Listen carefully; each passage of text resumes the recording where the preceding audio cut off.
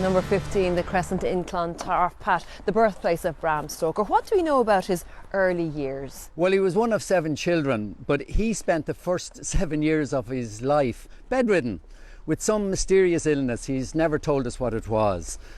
And his mother, who was raised in the west of Ireland, she witnessed at first hand the terrible cholera epidemic. And she told him all these horror stories of people being buried alive even, because when you had cholera, just get rid of the body as quickly as possible. So he's up in a room, perhaps up there, looking out at the sea in the parkland area, and these stories, they're fueling his young imagination. Oh, he's admitted this himself, that those first 7 years gave him all the ammunition, if you like. It was the incubation period of his imagination, essentially.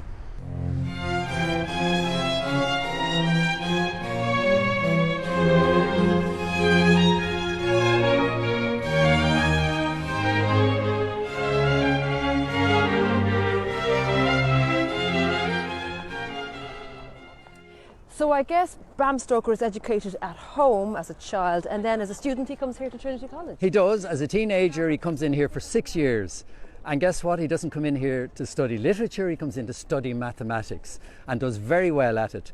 But while he's here, he also engages himself into all the societies here. He became auditor of the Historical Society, he became president of the Philosophical Society, and he was an outstanding athlete. Consider that he was weak as a child, he was a giant of a man, well over 6 foot tall, and he was an outstanding athlete. And do we get any sense of his time here that he had an interest in writing? Oh, we do, as a member of the various societies, and his love for literature. He started to blossom as a writer, as a published writer. Now, not books, but just various small, short treatises. So his publishing career, if you like, started here in Trinity College.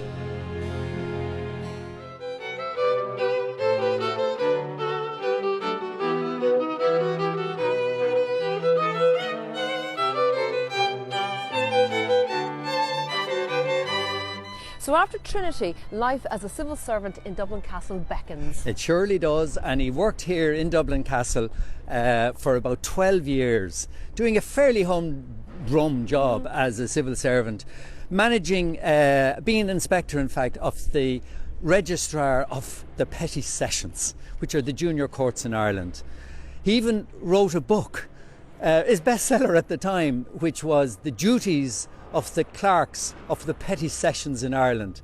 He afterwards said it was as dry as dust. When he was working here in the castle, of course, there are his offices. But he is working as a theatre critic as well during this period. Now, at the same time he was holding down this job, he had enough flexibility to be a theatre critic in the Evening Mail, just across the road from here, and he was also a night editor.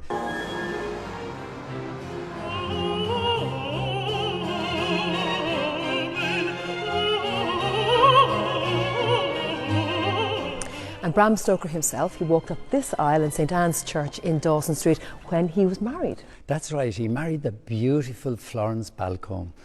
Really only a teenager in a sense. She was an aspiring actress, a beautiful girl, who was also chased by Oscar Wilde.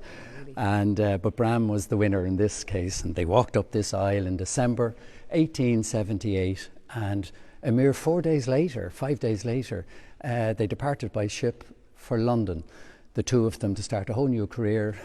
Bram was 31 years of age, and he was going off to London to be the manager of the Lyceum Theatre. And did he say goodbye to Dublin for forever in that move? He did. He didn't come back to visit Dublin at all. He went to America, he travelled all over England, but Dublin just remained in his writer's imagination.